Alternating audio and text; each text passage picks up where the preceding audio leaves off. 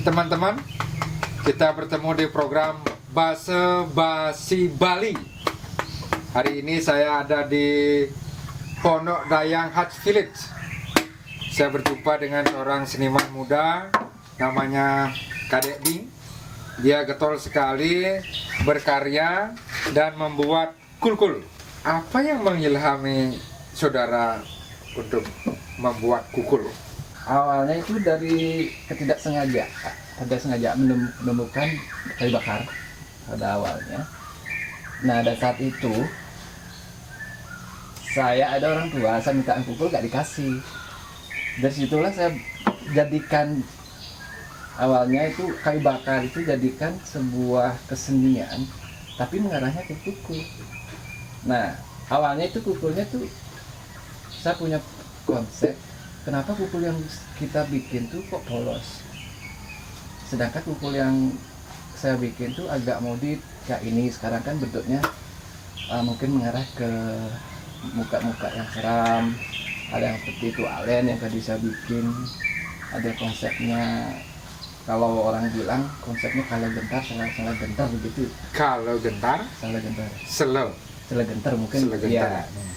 Karena saya tidak begitu profesional. Nah, yang jadi saya jadi menekun nih di bidang kukul ini pada saat itu ada teman dari dari Tanah Lot yang minta supaya saya yang buatkan kukul untuk di pura. Nah, bingunglah saya karena saya belum punya pakem benar, belum pas gitu loh.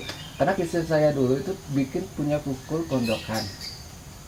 Nah, dari situ saya mencari informasi siapa yang bisa buat kukul.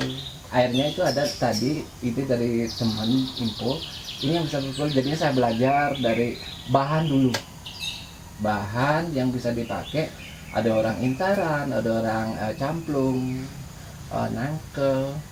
Nah, yang lumrahnya itu kan kayu camplung, kayu camplung, kayu nangke. Yang sekarang kayu camplung itu sangat apa namanya, sangat langka. Makanya sekarang mungkin ada yang gini. Nah, kebetulan ini yang bahan yang sulit mungkin didapat kayu sabu. Ini kayu sabu. Pohon sawo. Kalau orang Indonesia yang sawo. Nah, itu ini saya kebetulan punya konsep Ratu Mas Mecaling, tapi dalam artian mungkin masih tahap penyesuaian untuk menemukan perarainya yang pasti, yang sesuai dengan kemauan saya. Ini udah hampir 1 bulan lebih belum selesai. Tadi menarik. Ada pesanan biar Pak Dek sendiri yang membuatkan kukul untuk di pura. Pak Dek tahu, saya pernah dengar kalau membuat kukul itu untuk membuat lubang itu ada ukurannya. Ada. Gimana? Nah, dari dasar dulu kita kan biasanya dulu nggak paham besaran daripada pohon itu. Biasanya saya ya bukannya mungkin teman yang udah profesional beda cara ngukurnya. Biasanya saya gini Pak Dek, saya biasanya ambil tali dari dasar kayu itu, setelah kita dikupas kulitnya kita ukur diameternya ukur daripada kayu awalnya. Biasanya cara kasih ini lubang dari atas bawah dari lingkaran kayu. Itu kasih kurang 3 cm. Kenapa 5 cm? Karena kenapa? Kemungkinan sudah dikupas untuk menjadikan ini, itu mungkin ada pengurangan kecilnya kayu supaya nggak berubah. Makanya saya setelah udah menemukan konsep, ada yang saya inginkan, mungkin ada toalen yang seperti ini, baru saya memastikan, baru saya membuat suara kukul itu dari lubang. Nah, di sini ada 2, ada istilahnya Pak Pandetkan, istilah sini pembatas, ada istilahnya lanang wadon. Kalau kita ini berbeda, satu kukul bisa 2 suara loh. Ya. Nah, itu aja bisa 1, tapi dalam biasanya kalau kukul itu dibuat pasangan kan. Dibuat pasangan, lanang wadon mungkin. Saat membuat kukul untuk pura itu menjadi beban nggak waktu itu? Pertama beban, terus terang saya beban. Kenapa? Saya nggak punya pakem, nggak punya dasar, nggak punya istilahnya penuntun. Karena dari baca di Google, dan di YouTube pun tidak ada detail cara memberikan pakem itu kukul. Nah konsep saya gini Pak Dek, seandainya mungkin siapa ya yang dikukuh, mungkin yang percaya saya, misalnya buat kukul, istilahnya saya punya rasa, istilahnya prinsip ngaya. Sini bawa, istilahnya apalagi punya bahan, sini bawanya nanti saya akan bantu buatin. Tapi istilahnya melalui, kalau di pura kan melalui proses, mungkin ada istilahnya apa kayak nanti saya bantu buatin kalau memang dipercaya. Ngapain jauh kalau memang konsepnya juga ada. Walaupun nanti saya juga didampingin nanti. Sementara dasarnya aja kalau udah gini, tapi saat ini udah saya hampir 70, hampir mengarah ke 80. 80 kukul. Enggak, 80%. 80%. Memahami daripada papan kukul. Iya. Tapi dasarnya bahan itu saya belum tahu, ada yang bilang entaran, ada yang bilang gini. Tapi konsep saya yang lumrah itu kukul itu dari kayu camplung, kayu nangka. Ya. Nah, dalam filosofinya saya nggak tahu boleh apa enggak.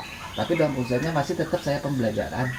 Mungkin ada punya yang pengusir yang tentang kukul, mungkin ada gini, mungkin saya minta imbauan nanti gimana modelnya gini untuk pakem ya, sebenarnya kukul dan taruh-taruh yang apa aja yang sepatutnya nanti bisa dibuat kukul jadikan pajenengan. Karena awal saya bikin kukul pondokan, ya. Itu aja Pak Dek. Awalnya bikin kukul pondokan, terus berkembang menjadi kukul, bahkan ada yang komersial sebenarnya. Ya, ada juga yang di Puri Kediri, dan bukan di Puri di Jero Kesana, sama Aji Agung ya, dan juga di Puri Margo, 2 sepasang di Pura, dan di Pura Dalam Tanah Lot, di mana itu mungkin di daerah Tanah Lot 2, dan ada juga di Asram yang di Oleh, udah ada satu. Nah beliau pun yang mintanya aneh, itu mintanya tualen. Minta tualen. Karena beliau udah tanya, kan? ya beliau udah udah nanya, bukan nggak berani itu karena mungkin karena beliau mengarah saya bikin buatkan tualen. Nah itu udah di ya. Sejak kapan tepatnya mulai membuat kukul? Seretnya ya, storynya panjang, ya. Mungkin dari satu tahunan. 1 tahun. Ya, 1 tahun. Nah, masih ingat berapa kukul yang sudah jadi? Entah itu yang sudah terjual atau dipajang untuk kalau kukul pondokan banyak, yang diameter 80, yang pakai hias-hiasan rumah banyak. Yang untuk di tempat-tempat suci mungkin yang saya sebutkan tadi itu ada. Ya, tapi banyak juga yang mesen disuruh ada yang bawa bahan. Dan itu udah konsepnya tadi, mungkin ada yang warga kukuh yang mungkin mau dasarnya mungkin buat kukul, punya bahan bawa ke sini siap melalui Pak Dek mungkin dengan konsep apa nanti maunya apa. Kadang-kadang kan terus terang saya pingin tampil beda, tapi dengan ugar-ugar ya sesuai dengan tatanan sesuai yang udah diterapkan di Bali mungkin daripada pengartian. Tapi dalam hal ini saya masih tahap pembelajaran. Saya bukan siapa dan saya bukan apa-apa, tapi tetap untuk berusaha mengajarkan kelestarian kearifan Bali gitu Pak.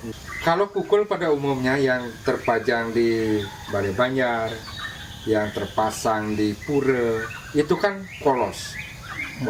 Sementara yang Pak Dek buat adalah modern, ada ukirannya. Berarti ada space yang terbuang. Terbuang dalam artian dipakai untuk modif ukiran. Pakai hiasan. Ya, pakai hiasan. Nah, makanya ada nggak pengaruhnya terhadap suara? Ada. Makanya saya kan biasanya kalau polos ini tidak ada hiasan apa kayak hiasan ini, patra-patra dan penerai seperti ini. Biasanya itu langsung dari dasar, udah ini udah kelihatan bunyi dia, udah ketemu bunyinya. Kalau ini enggak, kita buat dasar dulu lubang dengan sikut daripada tatanan kukul dengan diameter, misalnya ini kan 130 tingginya. 130. Nah, mungkin ketemu lubangnya ini itu dari pasipur 5 cm. Nah, setelah ini udah selesai konsepnya, konsepnya saya bikin seperti ini. Ada perubahan dikit. Nah, kayak ini kan ketebalnya berbeda. Mungkin ke dalamnya di sini saya bikin beda. Oh, iya. Kita jadi jalannya 2 kali bikin suara. Gitu. Jadinya ini udah dasar satu, kalau udah menunjukkan konsep daripada ukiran patra dan peralai ini, kalau udah istilahnya udah beres dah, baru kita lagi bikin suara yang tepat gitu. Untuk buat suara yang tepat berarti di lubang ini mengikuti tebal tipis yang di luar gitu. Ya, kadang-kadang kan terus terang ya, mungkin saya baru belajar di camplung nangka sama kayu sabu Sabu. ini, dan mungkin ada gitu istilahnya kayu apa namanya, poh gading, itu saya masih coba, masih ada bahannya. Itu katanya boleh dari pengusir dulu, tapi yang lain belum menyebutkan seperti itu. Tapi saya udah ini simpan, istilahnya nyekep kayunya itu selama 2 bulan, itu nggak ada pecah. Saya prinsip kalau kayu udah nggak pecah, kemungkinan itu bisa dijadikan kukul. Nah, Karena tergantung. tahan lama. Tapi kita tetap konsepnya, tapi yang terkesan kayu sabu di antara kayu-kayu yang lain. Menurut saya, mungkin yang lain beda, Pak Dek. Apa membuat penilaian lebih bahwa yang pengalaman Pak Dek itu kayu sabu yang terbaik? Nah, satu, bentuk kayunya ini sangat unik karena apa namanya, seratnya tuh user, melingkar dia. Melingkar. Bukan seperti kalau nangka kan lurus. Lurus. Kalau ini memang pelan-pelan kita bikin ini. Kalau kita nggak tepat meletakkan part itu, mungkin dia kepencokan yang mengupas dia, karena dia memutar. Tapi yang terus terang, di antara kayu-kayu yang pernah coba sabu, mungkin dan kayu apa nangko, sementara sabu yang masih saya tuh paling suaranya paling mudah dicari, lebih kental, lebih menggema. Ya, terima kasih. Demikian sahabat muda, obrolan kita pada sore hari ini dalam program Basa Basi Bali. Sampai jumpa.